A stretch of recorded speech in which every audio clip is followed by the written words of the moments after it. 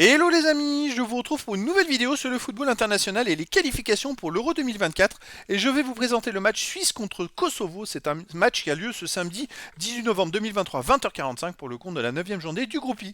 Alors la Suisse c'est le premier du groupe I qui reçoit le Kosovo le quatrième. Donc dans cette vidéo je vais revenir sur le classement de ce groupe I avec les statistiques et résultats. On verra ensuite le classement des meilleurs buteurs pour ces deux équipes dans ces qualifications, puis on enchaînera par les 10 derniers résultats toutes compétitions confondues et les stats pour ces deux équipes et on terminera par les compos d'équipes et tactiques éventuelles, ce qui nous permettra d'avoir une idée, une tendance à ce match. Alors dans ce groupe I, les amis, on a donc la Suisse qui est première avec 16 points en 8 matchs, 4 victoires, 4 nuls, aucune défaite, 21 buts pour, 9 contre, plus 12 de différence de but.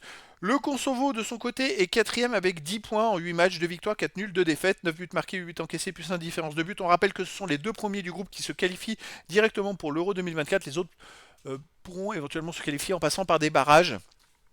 Mais donc, on peut s'apercevoir qu'il n'y a que 6 points d'écart au classement. Il reste mathématiquement une infime chance pour le Kosovo de se qualifier, mais ils doivent absolument gagner en Suisse, ce qui va être très très très compliqué.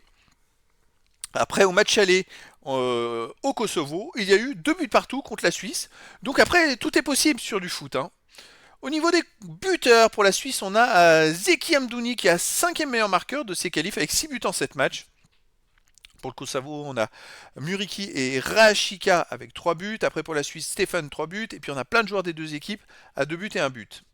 Les 10 derniers résultats, toutes compétitions confondues. La Suisse est 5 victoires, 4 nuls, seulement une défaite, 25 buts pour, 17 contre, plus 8 de différence de but. La Suisse ne perd plus, est invaincue sur les 8 derniers matchs. Et puis bon, même s'ils prennent pas mal de buts, ils en marquent plus. C'est le principal. Mais comme on peut voir sur les 5 derniers matchs, ils ont fait 4 matchs nuls.